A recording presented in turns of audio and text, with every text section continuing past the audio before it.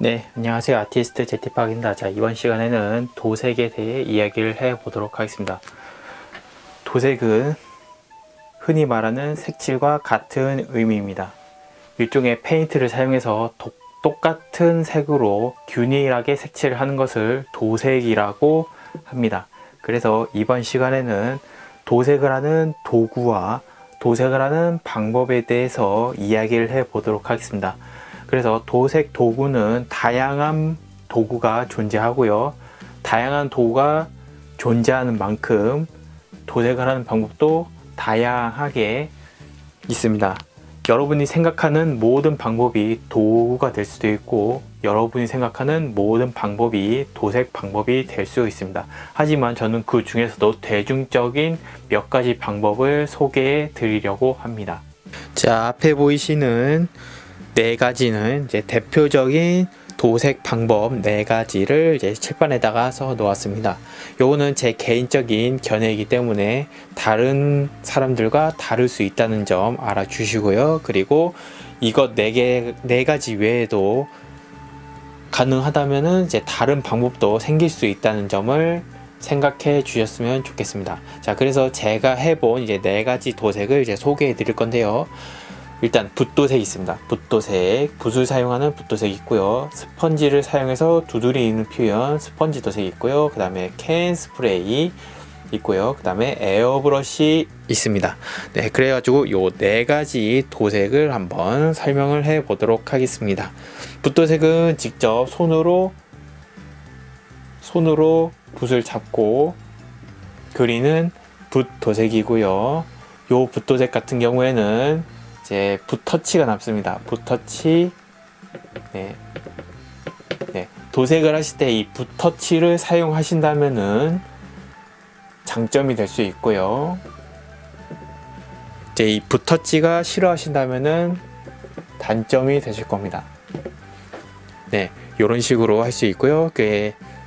전체적인 단점은 넓은 면을 한 번에 칠하기가 조금 힘들다는 그런 단점이 있습니다. 네, 그래가지고 이제 붓도색 같은 경우에는 부분 도색이나 이제 작은 파츠들을 해 주실 때 편하게 작업을 하실 수가 있습니다. 그 다음은 스펀지 도색. 스펀지 도색은 이제 스펀지를 사용해서 두드리는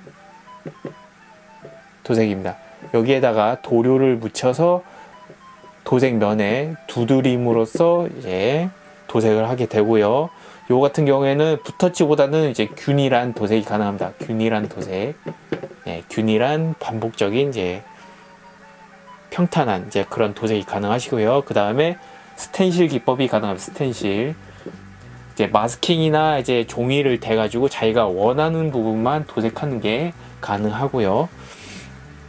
그리고 질감 표현 가능하다. 네, 질감 표현.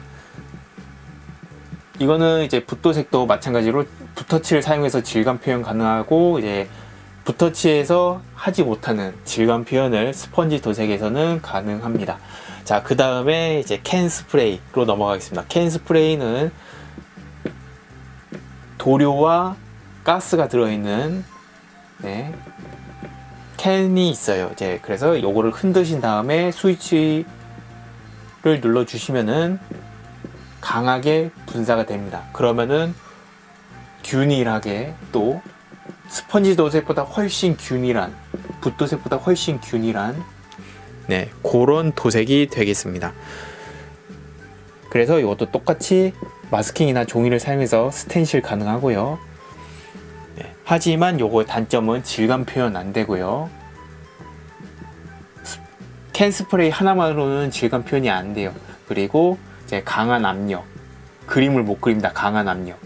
뭐 스텐실을 사용하시면은 원하는 그림을 그릴 수 있겠지만 이제 그라데이션이나 이제 자기가 원하는 그림을 그리는 게 힘들다는 거 알아주시고요. 자, 그리고 마지막으로 소개할 에어브러쉬는 제가 가장 추천하는 도구입니다. 에어브러쉬가 이렇게 총처럼 생겼는데요. 네, 트리거 타입이 있고 또 이제 더블 액션 타입이 있습니다. 그래가지고 요 트리거를 당기시면은 도료가 스프레이, 캔 스프레이처럼 이제 분사가 되는데 캔 스프레이와는 달리 압력을 조정할 수가 있습니다. 네, 균일한 도포가 되면서 압력을 조정이 가능합니다. 압력. 압력이 조절 가능하고요. 여기는 압력 조절이 안 돼요. 네. 압력 조절이 안 되고 이제 그림을 그릴 수 있습니다. 압력 조절되기 때문에 그림을 그릴 수 있음. 네. 그림을 그릴 수가 있어요. 그리고 이제 캔 스프레이 같은 경우에는 한 번에 한 색깔을 사고 이제 칠하면은 이제 거기서 이제 버리는 건데, 에어브러쉬 같은 경우에는 도료만 구입하신다면은 반영구적으로 사용이 가능합니다. 하지만 항상 청소를 철저히 해 주셔야 이제 반영구적으로 사용이 가능하신 거고요. 이제 사용을 시작하면은 이제 이거는 노후화가 진행된다고 생각하시면 돼요. 그리고 이제 안에 들어가 있는 이제 바늘 니들이나 크라운이 계속 깎여 나가기 때문에 언젠가는 이것도 다 수리를 하거나 이제 버리고 새로 구입을 하셔야 됩니다. 네. 1년 이상 쓰시면은 아주 오래 쓰신 거라고 생각하셔도 돼요. 네. 뭐 그거는 이제 어떤 도구를 쓰시던지 이제 그 1년 정도가 지나면은 노후화 되는 건 당연한 거고요. 네. 그리고 금액 면에서 말하자면은 이제 어떤 방법으로 시작하시던지 이 4가지 방법을 번갈아 가면서 이제 하시게 될 거고, 거기다가 예, 금액은 각각 비슷합니다. 하다 보면은. 네. 들어가는 도구나 이제 들어가는 도료 거의 비슷합니다. 다. 네. 에어브러쉬 같은 경우에는 초반에 들어가는 돈이 많이 들고, 캔 스프레이는 그때그때 들어가는 돈이 많이 들고, 붓이랑 스펀지도 이제 그때그때 들어가는 도료랑 이제 도구가 또 많이 들어가죠. 그래서 네, 어떤 거를 시작하시는지 개인 취향에 따라서 이제 시작을 하시면 되는데요. 그래도 저는 할 수 있다면 에어브러쉬로 시작하는 거를 추천해 드립니다. 자, 이번 시간에는 에어브러쉬를 사용하는 데 있어서 최소한의 준비물을 알려드리도록 하겠습니다. 제일 먼저 에어브러쉬 있으셔야 되고요. 그 다음에 컴프레셔라는 이제 도구가 있으셔야 되고, 그 다음에 스프레이 부스 있으셔야 됩니다. 자, 그래서 이렇게 최소한 요거 3가지가 있으셔야 에어브러쉬를 사용한 도색이 가능하십니다.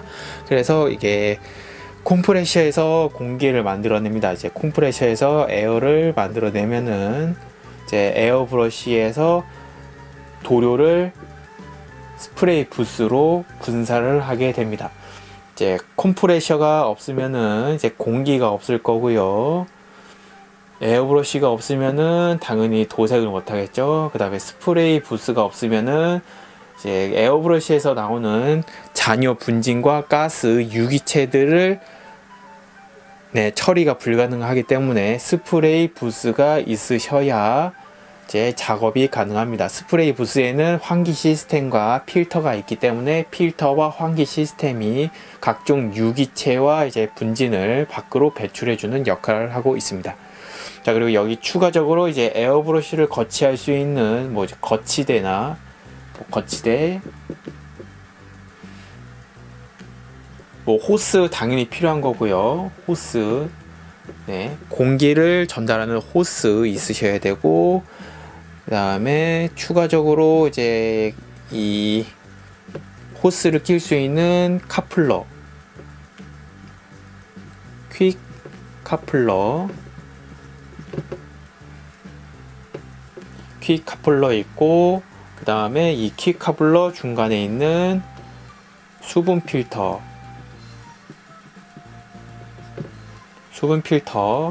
그리고 이제 레귤레이터, 기압을 잴 수 있는, 공기 조절을 할 수 있는 레귤레이터, 신규 레귤레이터라고도 불립니다.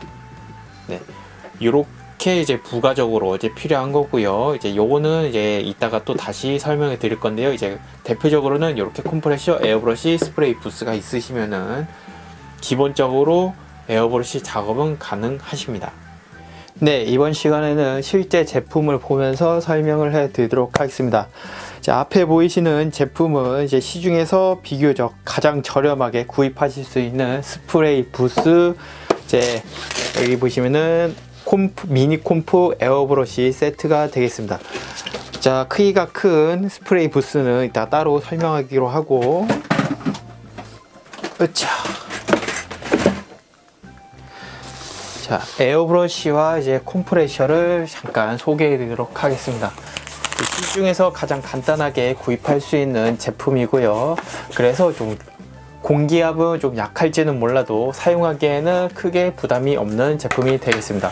뭐 강화 압력을 위한 이제 뭐 메탈릭 도색 같은 데에서는 이제 균일한 공기압이나 균일한 공기압과 강한 공기압을 주는 데는 조금 불편함이 있겠지만 일반적인 기본 도색에서는 그렇게 큰 문제가 되지 않는 그런 제품이기 때문에 이제 가장 저렴한 걸로 소개를 해 드리고요.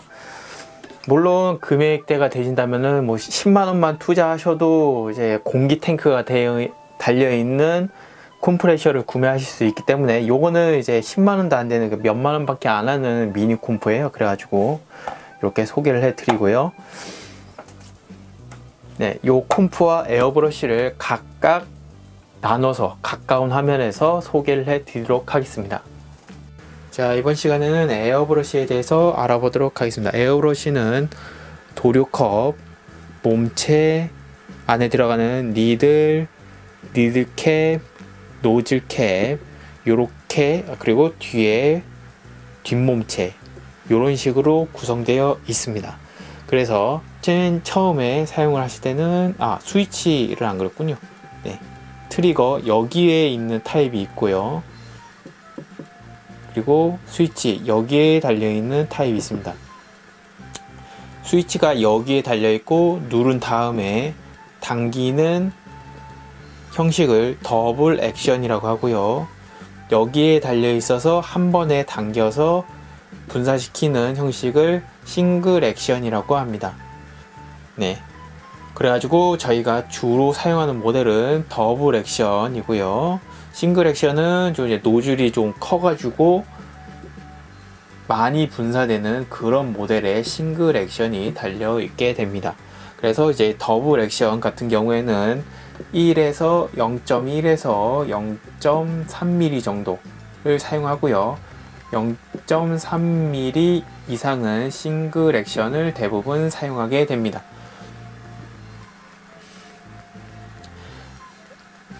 그래서 이제 에어브러쉬 가장 저렴한 걸 사용하시면은 0.3mm가 기본으로 잡혀 있고, 그래서 더블 액션을 사용하시게 될 겁니다.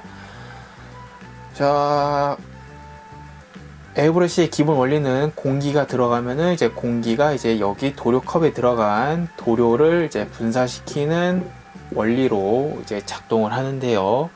요거 한 번을 누르시면은 공기만 나옵니다. 그리고 당기시면은 여기 앞으로 나오는 도료의 양이 조절이 되고요. 당기는 이제 그 크기에 따라서, 그래서 여기 뒤에는 이제 이 트리거를 뒤로 젖히지 못하게 하는 이제 그런 나사가 있습니다. 그래가지고 요 나사를 조절하셔서 이제 앞으로 나가는 도료의 양을 조절하실 수도 있고요. 여기 나사를 풀로 풀어 놓은 다음에 스스로 당기는 크기를 결정하셔가지고 이제 분사량을 조절하실 수도 있습니다. 그런 자유도 때문에 이제 에어브러쉬가 좋은 도구라고 할 수 있는 거고요.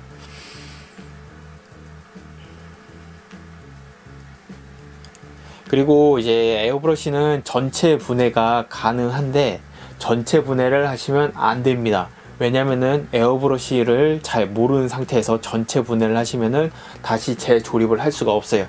그래가지고 초보자분들이 만질 수 있는 부분은 이제 여기 앞에 도료가 앞에 고일 수 있기 때문에 앞에 이제 니들 캡이랑 크라운이라고 불리우는 이제 노즐 캡, 요거 두 가지 정도랑 이제 뒷몸체, 바늘을 뺄 수 있는 뒷몸체 돌려서 빼는 거, 그 다음에 바늘을 살살 빼는 거, 이 정도까지만 만져 주셔야 합니다.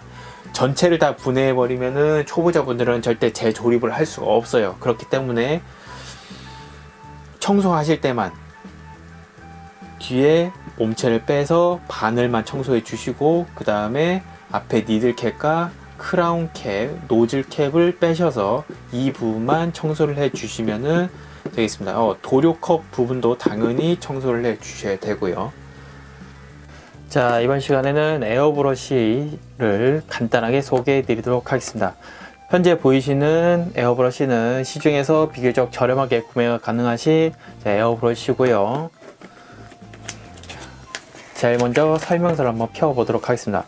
설명서를 보시면은 이런 식으로 이제 부품이 구성되어 있고 이런 식으로 분리가 가능하고 이제 분리를 위한 이제 렌치 같은 것도 다 동봉이 되어 있는데요. 초보자분들은 완전 분해를 하시면 안 됩니다. 왜냐면은 요거를 조립하기가 되게 까다롭기 때문에 다시 재조립을 하시는 게 매우 어려우실 수가 있습니다. 그렇기 때문에 에어브러시는 완전 분해를 해서 관리를 한다기보다는 이제 필요한 부분, 니들캡, 노즐캡 정도만 이제 분리를 하시고, 그 다음에 뭐 뒤에 이제 뒷몸체를 풀러서 이제 뭐 니들을 빼는 것 정도, 이제 청소를 위해서 그 정도만 이제 다루어 주시고요. 나머지 부분은 만지지 않는 게 좋습니다. 그리고 에어브러시 같은 경우에는 이제 쓰기 시작한 순간부터 노후화가 시작되기 때문에 이거는 소모품입니다. 어디까지나 이제 모든 영구적인 제품은 없다고 생각하시는 게 편하세요. 하지만 이제 그만큼 편한 도구이기 때문에 소개를 해 드리는 거고요. 아까 말씀드렸다시피 초보자분들이 할 수 있는 거는 뭐 도료 뚜껑이라든지 노즐캡, 니들캡, 노즐캡 이렇게 분리만 해 주시고요. 그 다음에 뒷몸체를 풀러서 청소를 위해서 이렇게 바늘까지만 떼는 거, 요거까지만 이제 추천을 해 드리고요. 바늘이 빠진 상태에서 여기 신너가 들어갔는데 이렇게 뒤로 젖힌다 그러면은 이제 에어브러시 생명은 거기서 끝입니다. 그렇기 때문에 에어브러시는 절대로 뒤로 젖히지 마시고요. 무조건 앞으로 이렇게 작업을 하실 때는 뭐 니들이 들어가 있어도 마찬가지예요. 뒤로 젖히는 것을 금합니다. 뒤로 젖히는 순간 여기 구멍으로 신너가 들어가서 이제 오링이라든지 여기 중요한 부위를 부식시키기 시작하기 때문에 절대 에어브러시는 뒤로 젖히지 않습니다.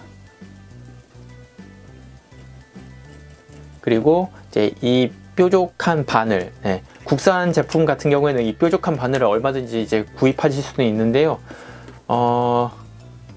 외국 이제 수입산 같은 경우에는 이 바늘을 구하기가 무지 어렵습니다. 그렇기 때문에 이 바늘이 가장 중요하게 하고요. 관리를 제대로 해 주셔야 하겠습니다.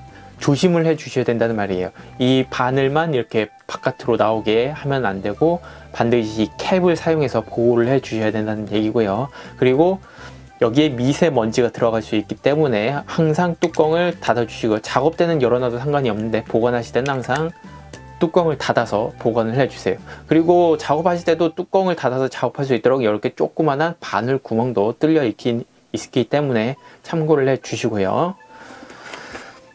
자, 그렇다면은 이제 사용법을 알아보도록 하겠습니다. 사용법은 이제 에어브러시는 이제 기본적으로 더블 액션이라고 해가지고 이제 한번 누르면은 바람이 나오고요. 그 다음에 당기면은 이제 도료가 분사되기 시작하는데, 지금 상태는 여기 뒷부분에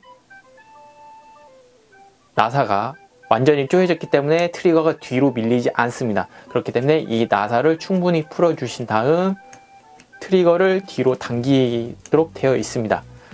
왜 처음부터 이 나사가 잠겨 있냐면은 원래 에어브러시는 강하게 크게 분사를 하는 게 주 목적이 아니라 아주 조금씩 천천히 분사를 하면서 그림을 그리는 게 주 목적이기 때문에 이 트리거를 조금만 움직일 수 있도록 이 나사를 잠궈 주시면은 원래 목적인 조금만 도료를 분사하는 것을 할 수 있기 때문에 이제 자기가 무의식 중에 팍팍 당길 수는 있잖아요.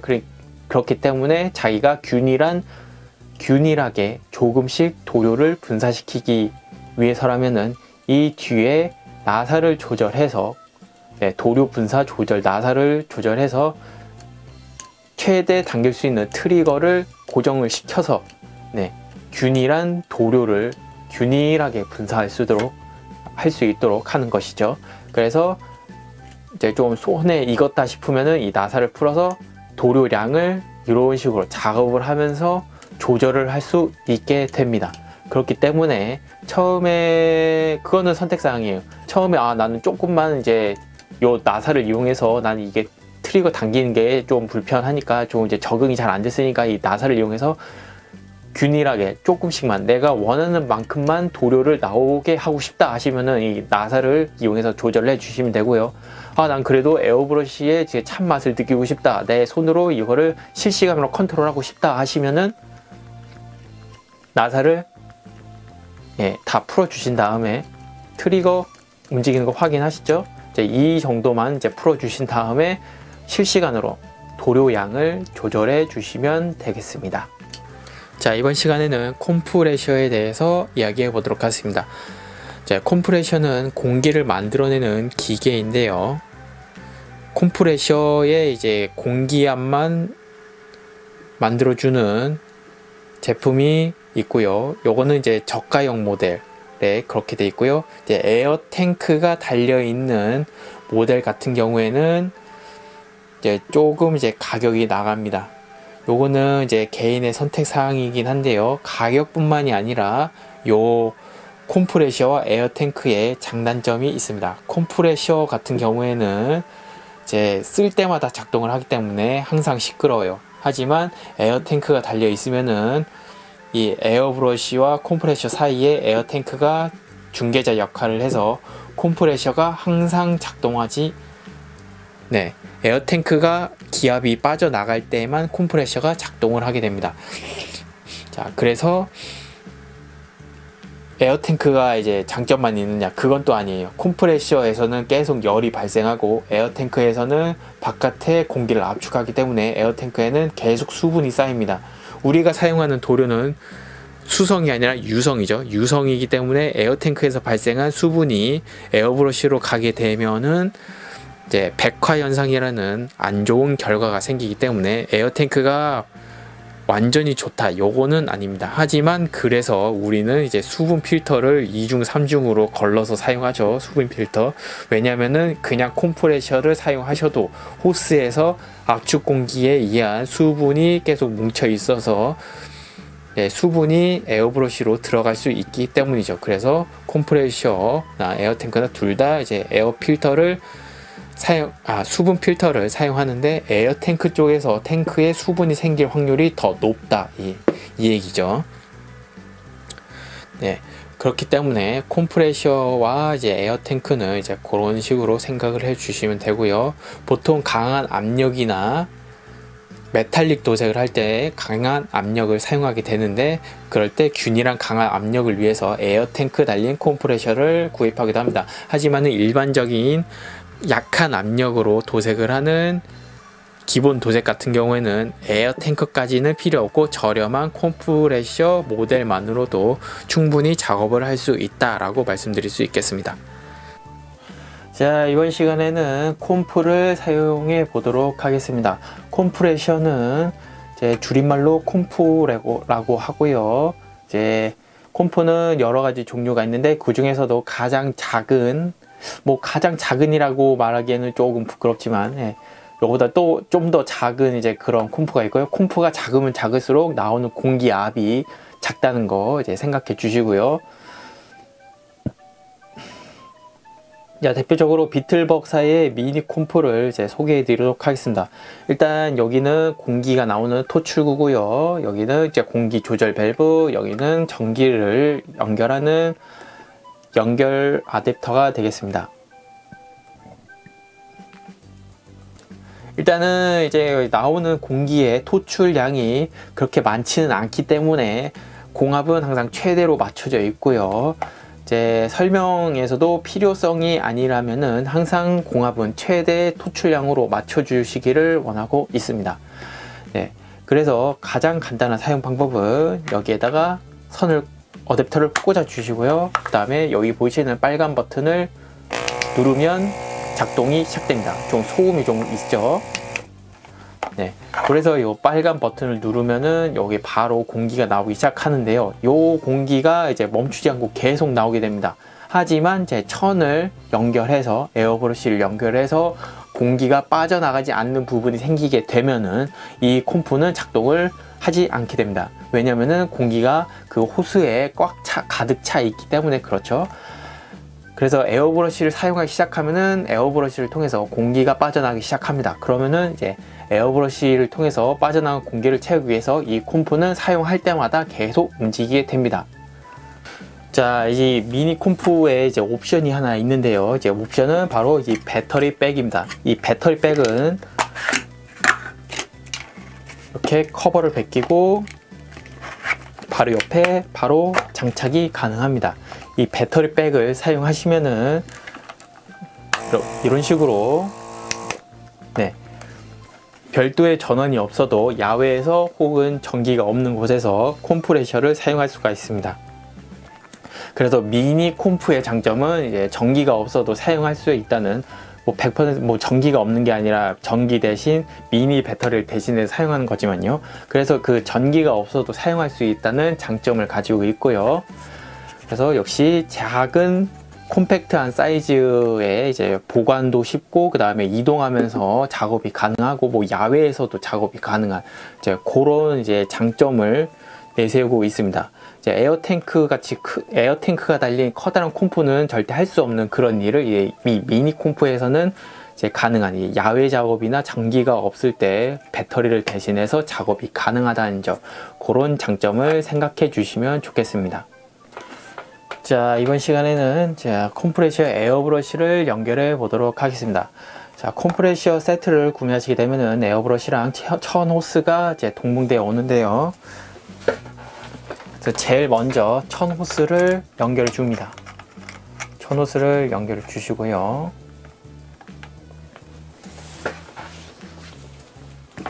아이고. 그다음에 천 호스를 쭉 치신 다음에 천 호스가 처음에는 다 감겨 있습니다. 그래서 이런 식으로 네, 에어브러쉬를 연결해 주시면 되겠습니다. 네, 이런 식으로 연결해 주시면 되고요. 그래서 작동을 하면은 전기를 연결시키고 네, 지금 상태는 이제 천 호스 안에 공기가 다 차 있기 때문에 콤프가 잠깐 움직였던 거고요.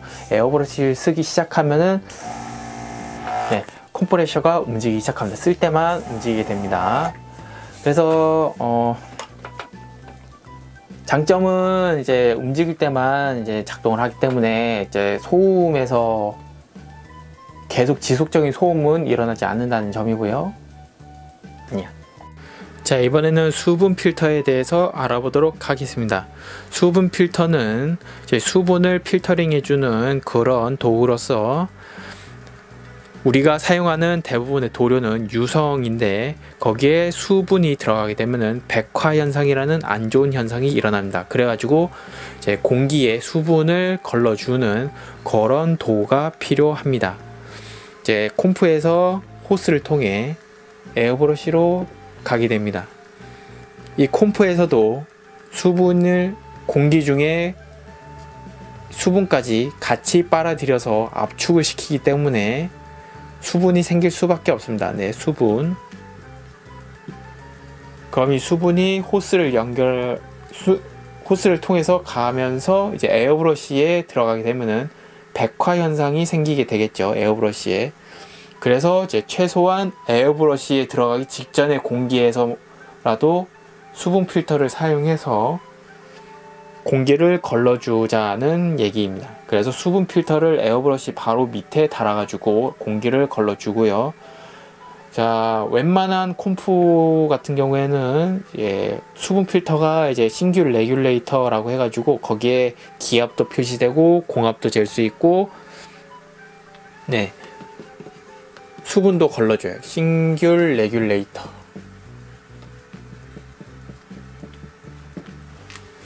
그래가지고 싱글 레귤레이터를 사용하시면은 공압도 조절할 수 있고 수분도 걸러주고 이제 실시간으로 공압을 체크할 수 있는 그런 도구가 되겠습니다.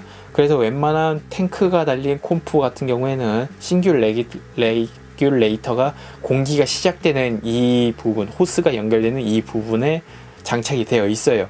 그래가지고 여기서 한번 나갔는데 이 호스 안에서 또 이제 수분이 생길 수가 있단 말이에요. 이제 지나가는 그 길에서. 그래가지고 여기 에어브러쉬에서 또 한 번 걸러주는 거죠. 그리고 요게 좀 불안하시다 하시는 분들은 여기 가운데 또 신규 레귤레이터를 하나 더 추가하셔가지고 수분을 1, 2, 3 세 번에 걸쳐서 걸러주시게 됩니다. 네. 그리고 웬만하신 이제 작업자분들은 1, 2, 3 세 번에 의해서 수분 필터로 수분을 걸러주시게 됩니다.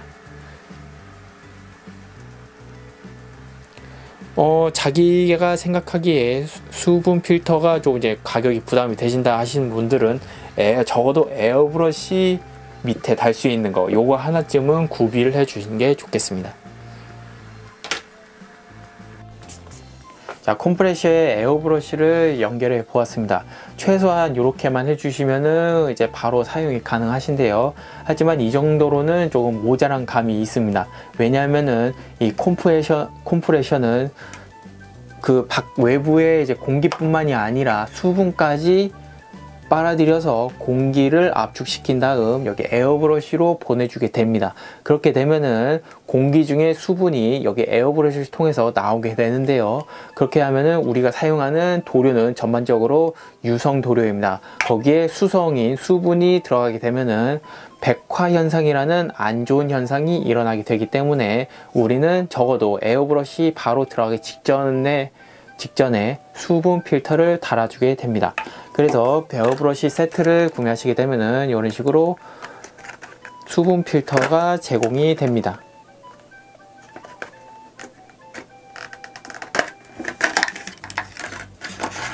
자, 이런 수분 필터가 제공이 되기 때문에 에어브러쉬 바로 직전에 아이고 왜 안 빠지니? 달아주게 됩니다. 근데 이게 아우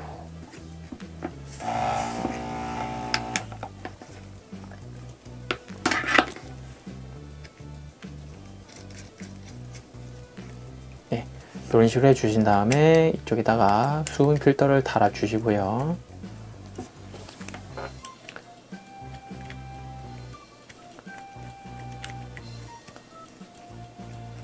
네, 이런 식으로 달아 주시면은 기본 에어브러쉬 세트에 들어있는 모든 도구를 장착해서 사용할 수 있는 상태가 됩니다. 에어브러쉬를 사용하실 때는 이렇게 눌러주시면 되고요. 켜져라. 네, 그래서 이렇게 사용하시면은 이쪽에 수분이 모일 거예요. 그러면은 수분이 모였을 때 여기를 통해서 배출을 해주시면은 끝나게 되고요.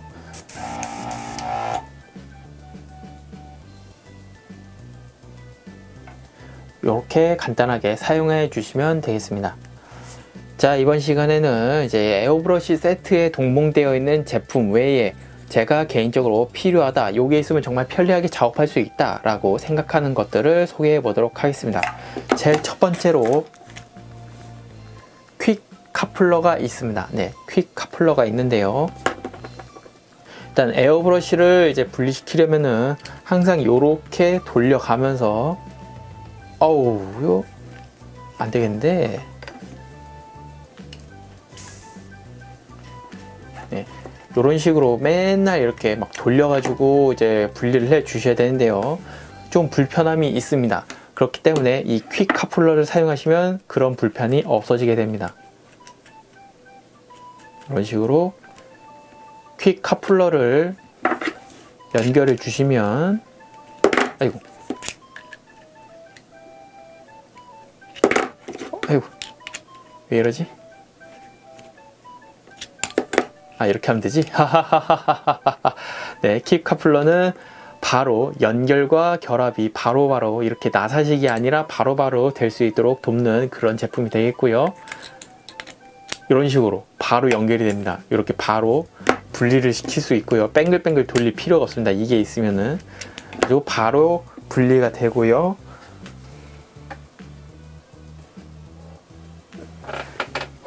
바로 분리를 시켰으면은 이런 식으로 바로 정리가 가능합니다.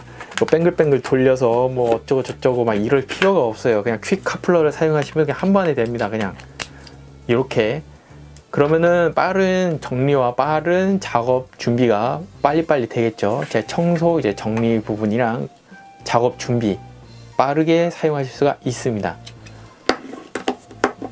그리고 퀵 카플러 같은 경우에는 공기를 조절할 수 있는 타입도 있습니다.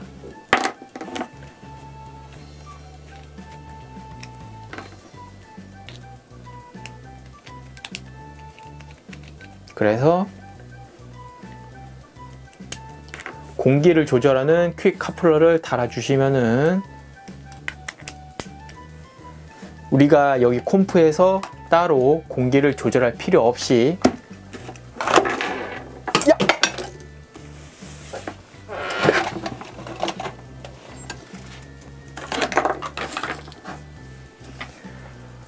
바로 에어브러시를 사용하면서 바로 밑에서 공기를 조절할 수가 있습니다. 이런 식으로 바로 밑에서 공기를 조절하실 수가 있습니다. 네, 이 퀵 카플러의 밸브를 사용해서 바로 밑에서 공기 조절이 가능합니다. 자, 이번 시간에 소개해드릴 제품은 수분 필터입니다. 기존의 세트에 동봉되어 있는 황동 수분 필터 같은 경우에는 좀 불안한 감이 있기 때문에 좀 더 좋은 수분 필터로서 제 알루미늄 궁극 수분 필터를 사용을 하고 있습니다. 그래서 이 궁극 수분 필터 같은 경우에는 에어브러시에 연결을 해서 사용을 하고요. 에어브러시에 연결하실 때는 퀵 카플러가 공기 조절 타입이 있고 일반 타입이 있지요. 수분 필터도 마찬가지입니다. 수분 필터에도 공기 조절 타입이 있고 일반 타입이 있습니다.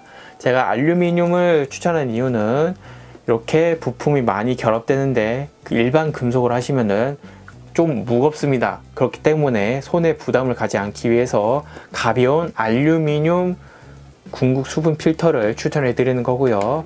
그래서 공기 조절이 없는 타입을 선택을 하시면은 공기 조절형 카플러를 조립하시면 되고, 이제 공기 조절이 되는 수분 필터를 하시면은 이제 공기 조절이 안 되는 그냥 카플러를 퀵 카플러를 사용하시면 됩니다. 그래서 이런 식으로 조립을 해 주시면은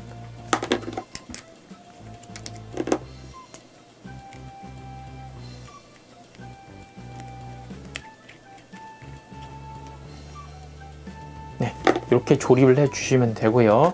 그래서 바로바로 연결해서 사용하실 수가 있습니다. 바로바로 연결해서 사용하실 수가 있고요. 자, 그 다음에 호스를 소개해 보도록 하겠습니다. 호스 같은 경우에는 이제 이런 식으로 되어 있는 비닐 호스가 있고요. 같이 동봉되어 있는 천 호스가 있습니다. 천 호스 같은 경우에는 이제 탄력이 없기 때문에 바닥에 끄시면서 이렇게 작업이 되지만, 빙글빙글 돌려 있는 이제 고무 호스 같은 경우에는 바닥에 끌리지 않고 공중에 이제 떠 있는 상태에서 이제 작업이 가능하기 때문에 이것도 어떤 개인 취향에 따라서 선택을 하실 수가 있고요. 따로 구매를 하시는 것이 싫으시다면은 그냥 같이 동봉되어 있는 천호스를 사용하시면은 충분히 작업이 가능하십니다. 그래서 이렇게 조립을 하면은 1, 2, 3단으로 합체되어 있고 수분도 충분히 걸러주고 공기 조절도 되고 그다음에 사용도 가능하다는 점, 수분을 거르고 공기 조절이 되면서 사용이 가능합니다. 지금은 저압으로 됐기 때문에 이제 콤프가 움직였다 말았다 이러잖아요. 그런 게 있기 때문에 이제 적정한 기압을 맞추신다면 계속 균일한 기압을 얻으실 수가 있습니다. 자, 이번에는 스프레이 부스의 사용법에 대해 알아보도록 하겠습니다. 보통 스프레이 부스를 펼치시면은 이런 식으로 되어 있습니다. 조립식도 있고 펼치는 식도 있고 이동식도 있고 고정식도 있는데요. 보통 스프레이 부스는 이런 식으로 안쪽으로 들어가게 되고 정 가운데에 환풍 시스템이 되어 있습니다. 그리고 필터가 이렇게 덮여져 있죠. 그래서 스프레이 부스를 사용하실 때는 이 가운데로 도료를 분사시켜 주셔야 합니다. 그래서 이제 스프레이 부스를 이제 사용하실 때는 가운데로 도료를 분사시켜 주셔야 하고요. 이쪽 뭐 벽면 쪽으로 이제 분사하시게 되면은 이제 그 분진과 유기 물질이 벽을 치고 다시 우리 곁으로 돌아오기 때문에, 예, 각종 사이드에다가 이제 뿌려 버리시면은 벽면을 치고 다시 이쪽으로 돌아오기 때문에 이러시면 안 되고, 여기 안에서만 환풍기 정 가운데에서만 꼭 뿌려 주셔야 역류 현상이 없습니다. 그렇기 때문에 여기 공기가 빠져나가는 이 부분에만 꼭 도료를 분사해 주셨으면 합니다. 자, 이번 시간에는 스프레이 부스를 리뷰해 보도록 하겠습니다.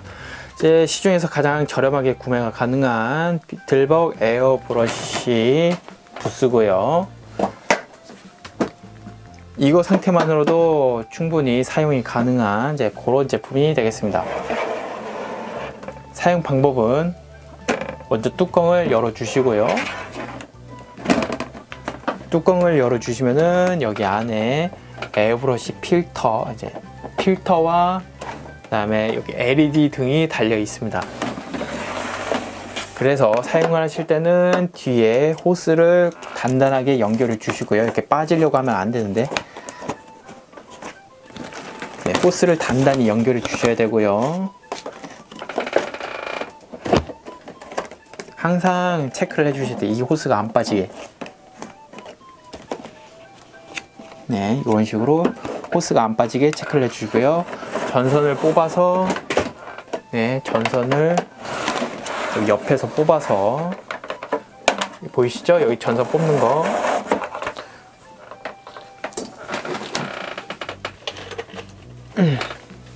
전선을 콘센트에 꼽아 주시고요. 여기 뒤에 버튼이 있습니다. 그래서 이 버튼을 누르시면은 전선이 다시 들어가는 그런 버튼이 되겠고요. 여기 뒤에 있는 버튼은 스프레이 부스를 가동하는 버튼이 되겠습니다. 그래서 이제 두 가지 기능을 이제 설정할 수가 있는데요. 바람만 나오도록, 바람만 이제 환기만 되도록 하는 이제 설정과 환기와 불이 둘 다 같이 나오는 설정을 같이 하실 수가 있습니다. 그래서 이걸 누르면은 팬만 돌아가고요. 이제 팬이 바로 앞에 있기 때문에 소음이 좀 심하죠. 그 다음에 버튼을 왼쪽으로 눌러주시면은 스프레이 부스의 불빛과 함께 흡기가 작동이 됩니다. 네, 팬이 같이 작동이 돼요. 자, 스프레이 부스를 사용하기에 앞서서 이렇게 스프레이 바닥 쪽에 고무판 같은 거를 깔아 주시면은 깨끗하게 사용이 가능하시고요. 뭐 어차피 다 나중에 들어지겠지만, 이렇게 깔아 주신 다음, 자, 창문 쪽으로 가보시겠습니다. 창문 쪽으로 가보시면은 이런 식으로 창문 틈에 끼울 수 있는 환풍기 끝부분을 이렇게 무료로 증정을 해줍니다. 그래서 이렇게 은박 천 호스로 연결을 해주고요. 이런 식으로 연결을 해주시면은, 자, 이런 식으로 창 틈에 연결해 주시면은 환풍 시스템이 완료가 되고요. 그 다음에 겨울에 추울 것을 대비해서 창문은 최대한 닫아주도록 하겠습니다. 이렇게 하시면은 이제 사용할 준비가 거의 끝났고요. 스위치를 LED랑 같이 사용하는 걸로 하시면은 좀 방송하기에는 조금 부적절한 소음이 발생하긴 합니다. 네. 스프레이 부스는 이렇게 설치를 해서 사용을 하시면 되고요. 이제 밖에서는 보이진 않지만 이제 안쪽에는 이제 환풍구가 가운데 있기 때문에 도료는 무조건 요 가운데 부분으로 뿌려 주셔야 합니다. 오늘 준비한 동영상은 여기까지입니다. 여러분의 관심은 동영상을 만드는데 큰 힘이 되니 동영상을 보고 마음에 드셨다면 구독, 추천, 즐겨찾기 해주시기 바랍니다. 시청해주셔서 감사합니다.